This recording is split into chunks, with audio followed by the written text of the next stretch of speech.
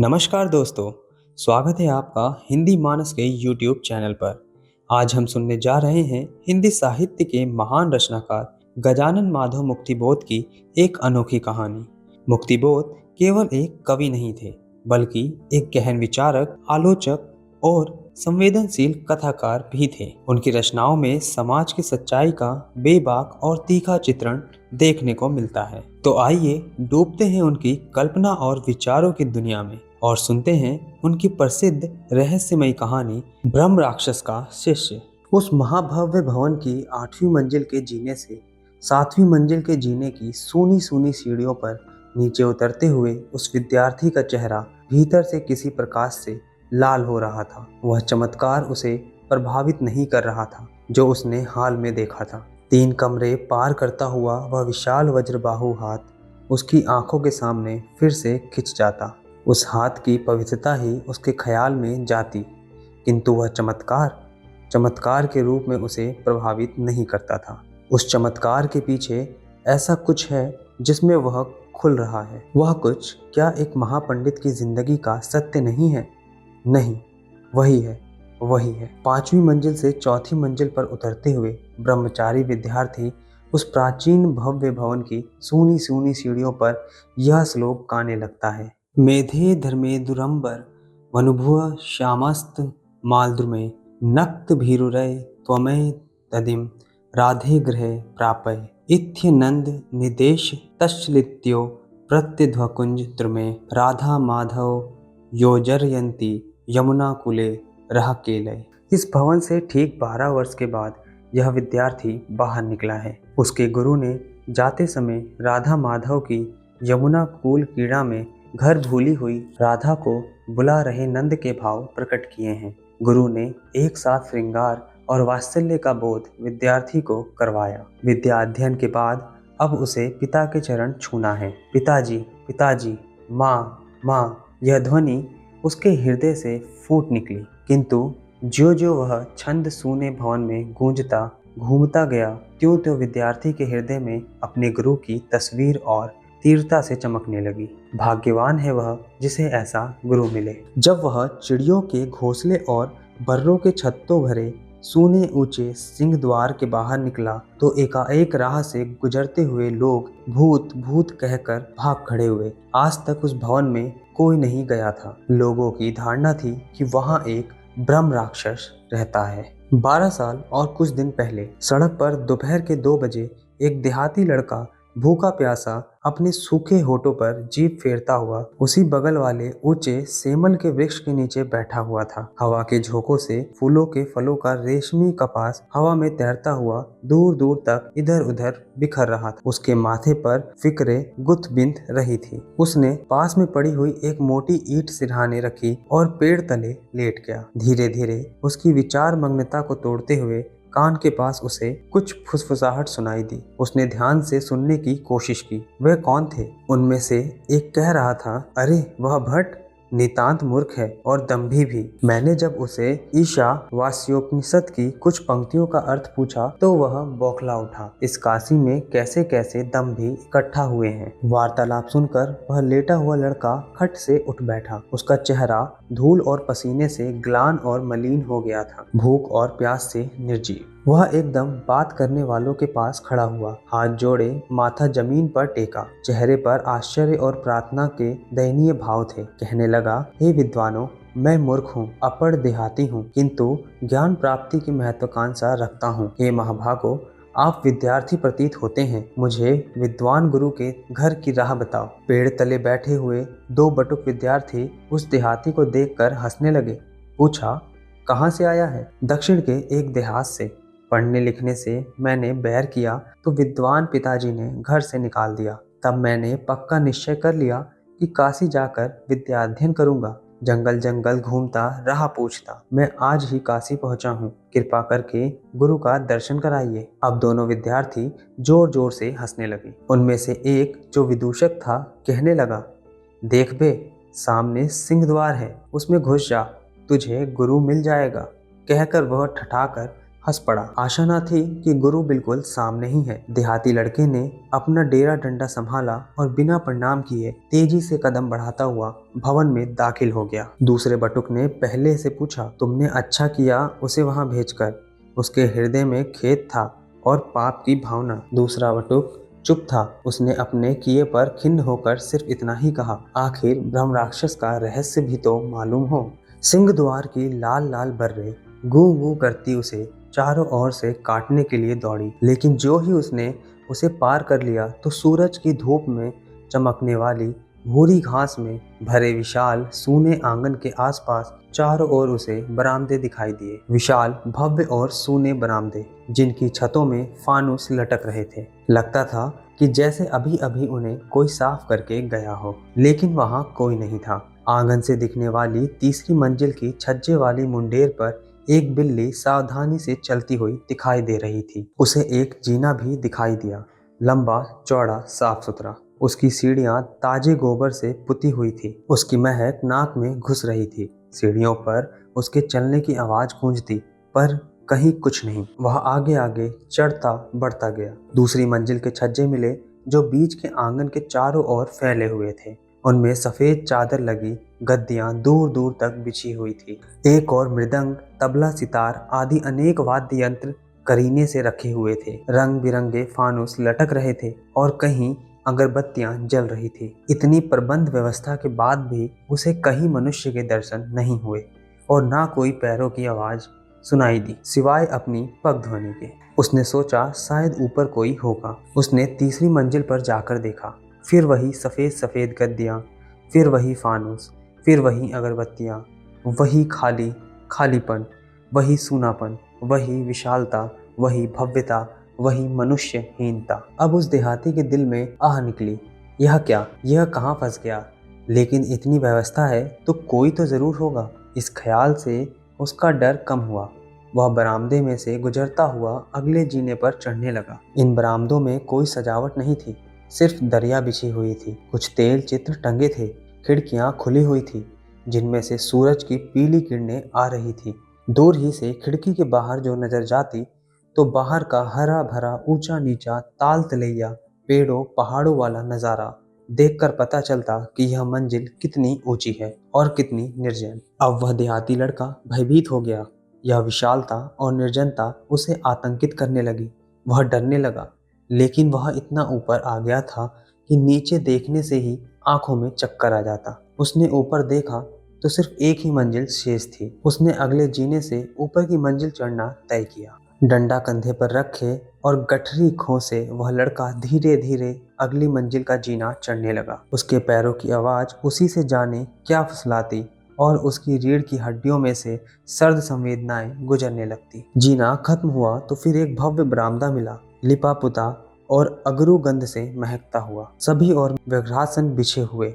एक और योजनों विस्तार दृश्य देखती। खिड़की के पास देव पूजा में संलग्न मन मुदी आंखों वाले ऋषि मनीषी कश्मीर की कीमती शाल ओढ़े ध्यानस्थ थे। लड़के को हर्ष हुआ। उसने दरवाजे पर मत्था टेका। आनंद के आंसू आंखों में खिल उठे। उसे स्वर्ग मिल गया। ध्यान मुद्रा भंग नहीं हुई तो वो मन ही मन माने हुए गुरु को प्रणाम करके लड़का जीने की सर्वोच्च सीढ़ी पर लेट गया। तुरंत ही उसे नींद आ गई। वह गहरे सपनों में खो गया। थकित शरीर और संतुष्ट मन ने उसकी इच्छाओं को मूर्त रूप दिया। वह विद्वान बनकर देहात में अपने पिता के पास वापस पहुंच गया। उनके चरणों को पकड़े उन्हें अपने आंसुओं से तर कर रहा है और आंध्र हृदय होकर कह रहा है, पिताजी मैं विद्वान बनकर आ गया, मुझे और सिखाइए, मुझे राह बताइए पिताजी, पिताजी। और माँ अंचल से अपनी आंखें पोंछती हुई पुत्र के ज्ञान गौरव से भरकर उसे अपने हाथ से खींचती हुई गोद में भर रही है। साश्रुमुख पिता का वात्सल्य भरा हाथ उसके शीश पर आशीर्वाद का छत्र बनकर फैला हुआ है। वह देहाती लड़का चल पड़ा और देखा कि उस तेजस्वी ब्राह्मण का देदीप्यमान चेहरा, जो अभी अभी मृदु और कोमल होकर उस पर किरणें बिखेर रहा था, कठोर और अजनबी होता जा रहा है। ब्राह्मण ने कठोर स्वर में कहा, तुमने यहाँ आने का कैसे साहस किया? यहाँ कैसे आए? लड़के ने मत्था टेका। भगवान मैं मूढ़ हूँ, निरक्षर हूँ, ज्ञानार्जन करने के लिए आया हूँ। ब्राह्मण कुछ हंसा, उसकी आवाज धीमी हो गई, किंतु दृढ़ता वही रही, सूखापन और कठोरता वही। तूने निश्चय कर लिया है? जी, लड़के ने कहा। नहीं, तुझे निश्चय की आदत नहीं है, एक बार और सोच ले। जा, फिलहाल नहा धो उस कमरे में, वहां जाकर भोजन कर लेट, सोच विचार, कल मुझे फिर मिलना। दूसरे दिन प्रत्यूष काल में लड़का गुरु से पूर्व जागृत हुआ, नहाया धोया, गुरु की पूजा की थाली सजाई और आज्ञाकारी शिष्य की भांति आदेश की प्रतीक्षा करने लगा। उसके शरीर में अब एक नई चेतना आ गई थी। नेत्र प्रकाशमान थे, विशाल बाहु, पृथु वृक्ष, तेजस्वी ललाट वाले अपने गुरु की चर्या देखकर लड़का भावुक रूप से मुग्ध हो गया। वह छोटे से छोटा होना चाहता था कि जिससे लालची चींटी की भांति जमीन पर पड़ा मिट्टी में मिला ज्ञान की शक्कर का एक एक कण साफ देख सके और तुरंत पकड़ सके। गुरु ने संशयपूर्ण दृष्टि से देख उसे डपट कर पूछा, सोच विचार कर लिया? जी, डरी हुई आवाज में लड़का बोला। कुछ सोचकर गुरु ने कहा, नहीं, तुझे निश्चय करने की आदत नहीं है। एक बार पढ़ाई शुरू करने पर तुम 12 वर्ष तक फिर यहाँ से निकल नहीं सकते। सोच विचार लो। अच्छा, मेरे साथ 1 बजे भोजन करना अलग नहीं। और गुरु व्यग्रासन पर बैठकर पूजा अर्चना में लीन हो गए। इस प्रकार 2 दिन और बीत गए। लड़के ने अपना एक कार्यक्रम बना लिया था, जिसके अनुसार वह काम करता रहा। उसे प्रतीत हुआ कि गुरु उससे संतुष्ट हैं। एक दिन गुरु ने पूछा, तुमने तय कर लिया है कि 12 वर्ष तक तुम इस भवन के बाहर पग नहीं रखोगे? नतमस्तक होकर लड़के ने कहा, जी। गुरु को थोड़ी हंसी आई, शायद उसकी मूर्खता पर या अपनी मूर्खता पर, कहा नहीं जा सकता। उन्हें लगा कि क्या इस नीरे निरक्षर के आंखें नहीं हैं? क्या यहाँ का वातावरण सचमुच अच्छा मालूम होता है? उन्होंने अपने शिष्य के मुख का ध्यान से अवलोकन किया। एक सीधा, भोला भाला, निरक्षर बालमुख, चेहरे पर निष्कपट निश्चल ज्योति। अपने चेहरे पर गुरु की गड़ी हुई दृष्टि से किंचित विचलित होकर शिष्य ने अपनी निरक्षर बुद्धि वाला मस्तक और नीचा कर लिया। गुरु का हृदय पिघला। उन्होंने दिल दहलाने वाली आवाज से, जो काफी धीमी थी, कहा, देख, 12 वर्ष के भीतर तू वेद, संगीत, शास्त्र, पुराण, आयुर्वेद, साहित्य, गणित आदि आदि समस्त शास्त्र और कलाओं में पारंगत हो जाएगा। केवल भवन त्याग कर तुझे बाहर जाने की आज्ञा नहीं मिलेगी। ला वह आसन, वहां बैठ। और इस प्रकार गुरु ने पूजा पाठ के स्थान के समीप एक कुशासन पर अपने शिष्य को बैठा परंपरा के अनुसार पहले शब्द रूपावली से उसका विद्याध्ययन प्रारंभ कराया। गुरु ने मृदुता से कहा, बोलो बेटे। राम रामो रामा प्रथम, रामम रामो रामन द्वितीय। और इस बालक विद्यार्थी की अस्फुट हृदय की वाणी उस भयानक निसंग शून्य निर्जन वीरान भवन में गूंज गूंज उठती। सारा भवन गाने लगा, राम रामो रामा प्रथमा। धीरे धीरे उसका अध्ययन सिद्धांत कौमुदी तक आया। फिर अनेक विद्याओं को आत्मसात कर वर्ष एक के बाद एक बीतने लगे। नियमित आहार विहार और संयम के फलस्वरूप विद्यार्थी की देह पुष्ट हो गई और आंखों में नवीन तारुण्य की चमक प्रस्फुटित हो उठी। लड़का, जो देहाती था, अब गुरु से संस्कृत में वार्तालाप भी करने लगा। केवल एक ही बात वह आज तक नहीं जान सका, उसने कभी जानने का प्रयत्न नहीं किया, वह यह कि इस भव्य भवन में, गुरु के समीप, इस छोटी सी दुनिया में यदि और कोई व्यक्ति नहीं है तो सारा मामला चलता कैसे है। निश्चित समय पर दोनों गुरु शिष्य भोजन करते। सुव्यवस्थित रूप से उन्हें सादा किंतु सुचारू भोजन मिलता। इस 8वीं मंजिल से उतर 7वीं मंजिल तक उनमें से कोई कभी नहीं गया। दोनों भोजन के समय अनेक विवादग्रस्त प्रश्नों पर चर्चा करते। यहाँ इस 8वीं मंजिल पर एक नई दुनिया बस गई। जब गुरु उसे कोई छंद सिखलाते और जब विद्यार्थी मंदकांता या शार्दुल विकिड़ित गाने लगता, तो एकाएक उस भवन में हल्के हल्के मृदंग और वीणा बज उठती। वह वीरान निर्जन शून्य भवन वह छंद गा उठता। एक दिन गुरु ने शिष्य से कहा, बेटा, आज से तेरा अध्ययन समाप्त हो गया। आज ही तुझे घर जाना है। आज 12वें वर्ष की अंतिम तिथि है। स्नान संध्या आदि से निवृत्त होकर आओ और अपना अंतिम पाठ लो। पाठ के समय गुरु और शिष्य दोनों उदास थे, दोनों गंभीर। उनका हृदय भर रहा था। पाठ के अनंतर यथाविधि भोजन के लिए बैठे। दूसरे कक्ष में वो भोजन के लिए बैठे थे। गुरु और शिष्य दोनों अपनी अंतिम बातचीत के लिए स्वयं को तैयार करते हुए कौर मुंह में डालने ही वाले थे कि गुरु ने कहा, बेटे खिचड़ी में घी नहीं डाला है। शिष्य उठने ही वाला था कि गुरु ने कहा, नहीं नहीं उठो मत। और उन्होंने अपना हाथ इतना बढ़ा दिया कि वह कक्ष पार जाता हुआ अन्य कक्ष में प्रवेश कर क्षण के भीतर घी की चमचमाती लुटिया लेकर शिष्य की खिचड़ी में घी उड़ेलने लगा। शिष्य कांपकर स्तंभित रह गया। वह गुरु के कोमल वृद्ध मुख को कठोरता से देखने लगा कि यह कौन है, मानव है या दानव। उसने आज तक गुरु के व्यवहार में कोई अप्राकृतिक चमत्कार नहीं देखा था।